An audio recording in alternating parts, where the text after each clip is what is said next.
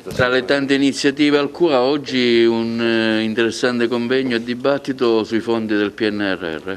Sì, ringrazio l'amico Giuseppe Arnone per aver voluto organizzare questo momento di confronto su una tematica importante che è quella dei fondi comunitari. Oggi abbiamo un'opportunità storica che è rappresentata dai fondi del PNRR.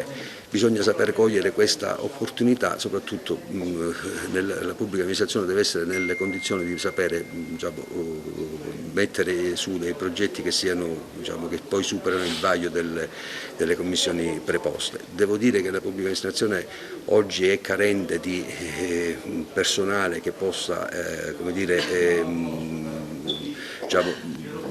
svolgere questo compito. Noi come consorzio universitario ci mettiamo a disposizione per formare i giovani che possono essere nelle condizioni di sapere soprattutto progettare, e questa credo che sia la chiave di volta per finalmente intercettare tutti i fondi possibili e immaginabili.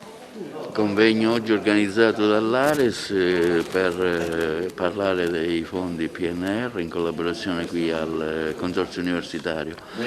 Siamo stati lieti oggi di ospitare insieme alla Fondazione Italiana in Europa, a Fly Project e al Consorzio Universitario la giornata di approfondimento sui temi dei fondi PNRR. Come sapete è una grande opportunità per il Sud e per la nostra regione siciliana, in quanto a livello orizzontale ci saranno dei bandi, dei fondi che erogherà l'Unione Europea a step.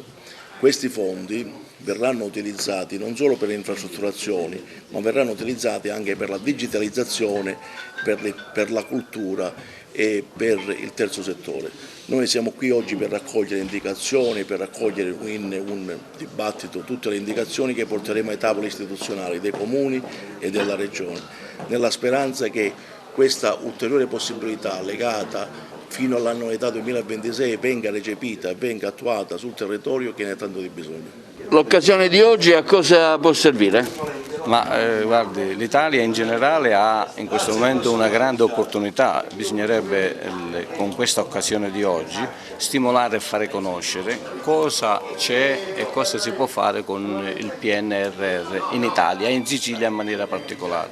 Agrigento, come lei sa, è una provincia molto indietro per quanto riguarda gli interventi pubblici, gli interventi sul terzo settore, quindi questa dovrebbe essere un'opportunità importante perché le associazioni, gli enti locali possono conoscere veramente come stanno le cose e darsi da fare per raggiungere gli obiettivi che comunque la Comunità Europea ci ha dato e ci fornisce con questa grande possibilità del PNRR.